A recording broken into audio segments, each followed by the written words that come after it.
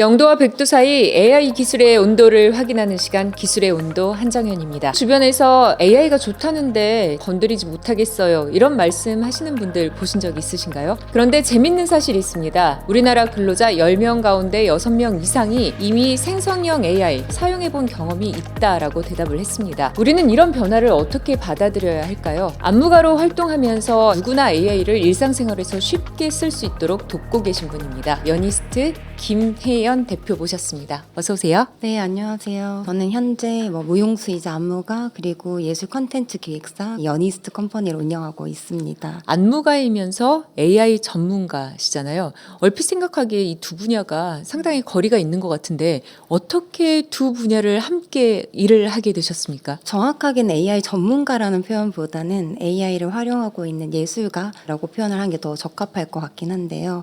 제가 AI를 작업에도 함께 들어와야겠다라고 했던 결정적인 계기가 있었습니다. 바로 2021년도에 현대자동차에서 보스턴 다이나믹스라고 하는 AI 탑재 로봇을 인수를 하는 과정이 예. 있었습니다. 바로 네발 로봇 스팟이라고 하는 로봇이었는데요. 그 스팟이라고 하는 네발 로봇과 함께 작업을 하는 안무가로 선정이 되어서 공연을 선보이는 기회가 있었어요. 그때부터 이제 AI란 무엇인가 심도 있게 좀 고민을 해야 되겠다라는 어떤 생각이 들어서 그때부터 본격적으로 AI에 대한 연구 그리고 작품에 녹여내는 어떤 시도들을 지속적으로 해왔던 것 같습니다. 대표님 책 제목이 사이인간이에요. 네. 사이인간 어떤 뜻인지 설명해 주시죠. 네, 사이인간이라고 하면 말 그대로 무언가 사이에 껴있는 그 사이를 표현하는 말이기도 한데요. AI가 한 시대의 문명이 될 수 있지 않을까라는 생각을 했었고, 이전의 사피엔스와 AI 기술 시대의 어떤 문명 사이에 그 과도기를 걷고 있는 우리라는 표현으로 호모 메디우스 사이인간을 이제 짓게 되었습니다. 굉장히 멋진 이름인데요, 사이인간. 그런가요? 네. 저희가 출간 준비를 하면서 내용은 다 만들어져 있는 상태에서 제목을 마지막에 짓게 되었는데요. 여러 이름들의 어떤 아이디어들이 나왔어요. 다 탈락을 하고 남았던 것이 공존인간, 사이인간 두 가지가 남았었어요. 공존을 해야 되는 시대가 분명 올 거라고 생각은 하고 확언할 수 있지만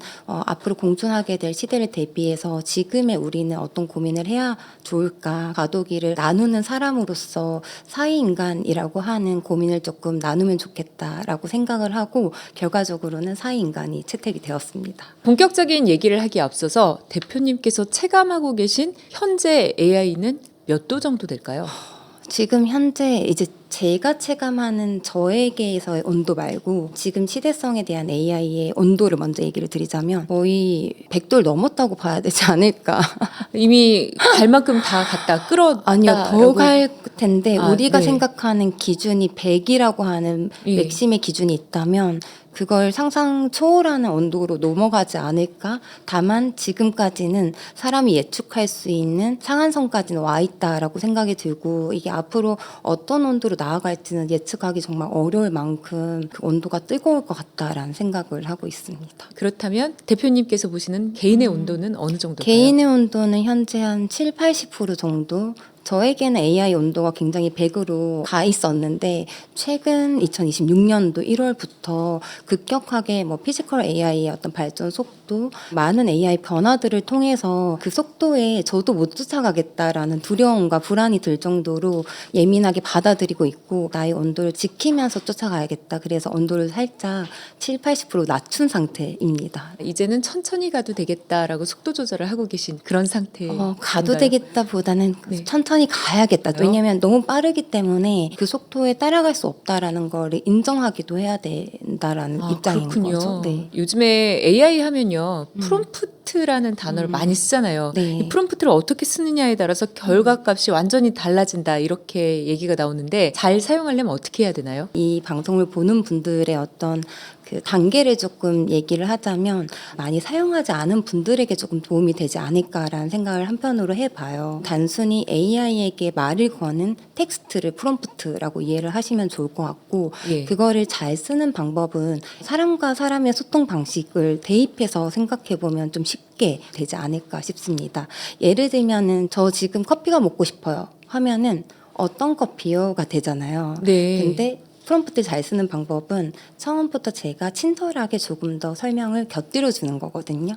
저 오늘 지금 좀 덥고 라떼를 좋아하긴 하는데 오늘은 아이스 아메리카노 먹고 싶은데요. 라고 하면 모든 정보가 아나운서님에게 들어가죠. 이제 소통을 할 때 단면적인 말이 아니라 상대가 어떻게 하면 나의 의사를 조금 더 섬세하게 이해할 수 있게 할까라는 차원에서의 대화를 시작한다면 그게 좋은 프롬프트의 시작이다. 같은 AI를 써도요, 누구는 정말 유용하다라고 얘기를 하고 어떤 사람은 별로 도움 안 된다 이러는데 이 차이가 결국에는 프롬프트에 있었던 건가요? 네, 맞습니다. 뭐 프롬프트를 어떻게 설계했느냐라고도 표현을 하고 조금 더 심도 있게 얘기를 하자면 구조화라고 얘기를 합니다. 내가 무엇을 어떻게 왜 서사를 통해서 질문을 하게 되면 구조의 논리에 의해서 답변을 해줘요. 결국에는 AI가 주는 답변은 인간의 마음과 감정을 해석하는 게 아니라 인간이 준 데이터를 기반으로 평균값을 내서 답을 주는 거기 때문에 내가 주는 데이터의 값이 얼마만큼 명확하냐 그리고 구조화되어 있느냐에 따라서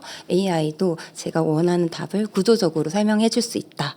그런데 막상 AI 쓰다 보면요, 생각보다 원하는 답이 안 나와서 여러 번 요청을 하거나 답답하게 느껴지는 그런 부분들이 있긴 해요. 프롬프트에서 실수를 하거나 네. 모르는 부분이 있다면 어떤 게 있을까요? 그냥 막연하게 짧게 쓰는 오류들이 가장 큰 오류 중에 하나인 것 같아요. 그냥 나 여행 갈 건데 여행 계획 짜줘 이렇게 하면 절대 짜줄 수가 없습니다. 그런가요? 거듭 네. 설명드리는 프롬프트 그리고 예. 그 여행을 짜는 것 또한 모를 때는 메타 프롬프트를 사용해서 길고 섬세하게 쓰는 그런 노력들이 필요한 것 같고요. 그리고 두 번째로는 포기하지 않으셔야 됩니다. 내가 예. 찾고 말지로 하루를 쓰는 건데 포기하지 않고 3번, 5번 정도 적어도 10번 정도만 대화를 오가면 제가 하루 쓸 시간을 1시간 만에 결과를 얻어낼 수가 있어요. 말씀을 듣다 보니까요, 프롬프트는 결국에 내 생각을 정리해서 어떻게 질문을 하느냐 하는 능력일 것 같은데요. 네. AI를 잘 다루기 위해서는 먼저 나의 생각부터 정리를 해야 되나? 네. 이런 궁금증이 생기네요. 네, 맞습니다. 가장 많이 일어나는 오해 중에 하나가 AI를 잘 쓰기 위해서 필요한 게 기술이라는 생각을 하시거든요. 네. 근데 철저히 이 AI를 잘 쓰기 위해서 필요한 것은 기술이 아니라 언어적 감수성인 것 같아요. 저희 사인간 책에도 나오는 인터뷰 중에 한 분이신 고려대학교 언어학자 신지영 교수님께서도 내가 표현하고자 하는 언어의 어떤 온도 그리고 그 감성을 넣은 소통으로 생각을 해서 대화를 하게 되면은 잘 쓸 수 있다라고 이야기를 하시거든요. 김대식 교수님도 송기령 작가님께서도 지금 AI를 잘 쓰는 사람은 기술과 코딩을 알던 뭐 공대생들, 공학자들이 아니라 문법과 언어적 그리고 사람에 대한 소통의 이해가 있는 문과생들이 더 잘 활용할 수 있다라는 이야기들을 해주고 계세요. 근데 이제 언어의 온도를 따뜻하게 AI하고 대화를 한다면요. 그러면 어떻게 해야 되죠? 먼저 첫 번째로 나의 정보를 넣어주는 게 좋습니다. 네. 페르소나 라고 하죠. 네. 내가 역할 따라 나의 정체성과 상황들이 바뀌는데 내가 원하고자 하는 답에 어떤 페르소나를 넣어주는 거예요. 나는 지금 강연을 기획하는 기획자야라고 넣어줄 수도 있고 네. 반면 AI에게 그거를 넣어줄 수도 있어요. 아, 지금 너는 기획자야. 지금 기업의 임원들을 대상으로 하는 AI 실습 교육의 기획자야 너는 이라고 하면서 AI에게 역할을 부여해 주는 거예요. 그런 식으로 얘기를 하면 그 설정값에 의해서 그 데이터로 그 어떤 수준과 눈높이에 맞춘 데이터를 뽑아줍니다. 두 번째로는 제가 원하는 목표를 명확하게 얘기해야 됩니다. 사실은 이 명확함이 없을 때도 어떤 메타 프롬프트라고 해서 내가 원하는 것을 AI에게 물어보면서 찾는 방법도 있긴 한데요. 보통 어떤 목적이 있는 대화를 할 때는 아웃풋을 내야 되는 게 명확하잖아요. 그럴 예. 때는 내가 얻고자 하는 목표가 무엇인지를 섬세하게 얘기할수록 정확하게 대답을 해줘요. 그리고 세 번째로는 내가 이것을 통해서 어떻게 활용할 것인지 방향성까지도 곁들여서 설명을 해주게 되면 그 모든 것이 종합된 상태의 결과물을 내어줄 수 있죠. AI를 활용하는데 상당히 구체적으로 얘기를 해줘야 되는 거네요. 네, 맞습니다. 네. 최근에 방송인 홍진경 씨와 네, 함께 네. AI 영상을 만드는 과정이 유튜브에 공개가 됐습니다. 네. 내용 중에 아까 잠깐 언급하셨는데 메타 프롬프트라는 게 나오는데요. 메타 프롬프트에 대해서 조금 더 자세히 설명해 주시죠. 네, 메타 프롬프트라고 하는 것은 결국엔 저희가 어떤 답을 얻고자 하는 것 때문에 AI를 활용하게 될 텐데 사실상 가장 어려운 것이 내가 무엇을 원하는지 모를 때 네, 그리고 그렇죠. 원하는 게 어렴풋하게 있고 명확하게 있으나 이것을 어떻게 이야기를 해야 될지 모를 때 AI를 사용하지 않게 되는 그런 결과로 가기도 하거든요. 근데 지금 AI의 수준은 굉장히 높기 때문에 추론을 다 해요. 하나의 단어만 던져줘도 그 안에서 추론을 하고 역질문을 통해서 내가 원하는 것들의 결과까지 끌고 가주는 어떤 동행을 해주기도 합니다. 그래서 그럴 네. 때 필요한 게 바로 메타 프롬프트인데요. 그래서 질문을 하는 겁니다. 지금 어렴풋하게 나는 이런 것들을 원하는 것 같은데 잘 뭔지 모르겠어 라는 질문을 통해서 그 질문에 대한 질문 또는 질문에 대한 대답을 AI에게 요청을 하는 거죠. 마치 길을 잘 모를 때 네. 가이드의 역할을 해주는 그런 네, 거네요. 네. 홍진경 씨 유튜브 채널을 네. 저도 봤는데요. 짧은 영화를 만드는 과정을 실제로 보여주셨잖아요. 좀 쉽게 말씀을 해주시자면 어떻게 해야 될까요? 사실은 그 홍진경님의 유튜브에 나간 것도 시간이 됐는데요. 예. 너무 놀랍게도 그 그새 또 채널에 바뀌었나요? 네.